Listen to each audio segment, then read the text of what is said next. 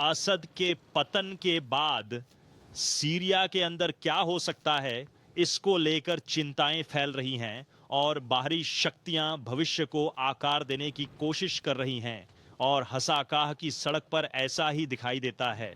हथियारों के काफिले से नष्ट किए गए गोला बारूद चारों ओर बिखरे हुए हैं।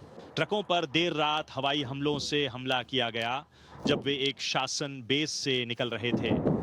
माध्यमिक विस्फोटों ने आकाश को रोशन कर दिया जब हथियार क्षितिज पर चमक रहे थे। तुर्की की आधिकारिक समाचार एजेंसी का कहना है कि यह हमला देश के लड़ाकू विमानों द्वारा किया गया था। अंकारा नहीं चाहता कि हथियार कुर्दिश समूहों के हाथों में जाएं। उसे चिंता है कि इन्हें तुर्की के अंदर अलगाववादियों तक पहुंचाया जा सकता है।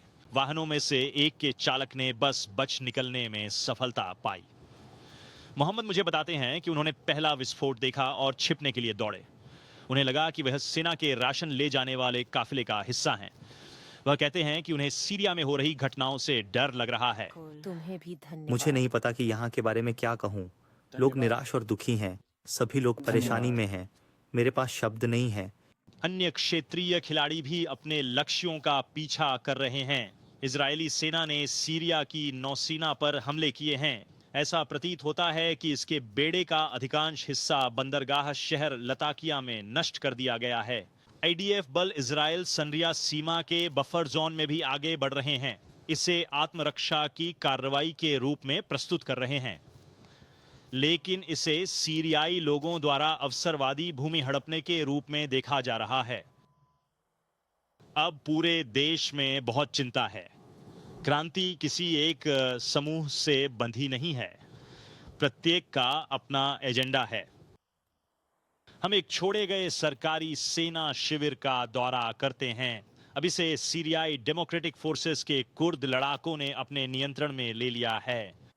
यहाँ के सैनिक जल्दबाजी में भाग गए और फिर नागरिक आबादी में घुल मिल गए। ये अजीब है उस जगह पर घूमना जो कुछ ही दिन पहले एक शासन की सैन्य अड्डा थी। अब ये स्थान धीरे धीरे केवल देश पर कब्जा करने वाले विभिन्न समूहों द्वारा सुरक्षित किए जा रहे हैं।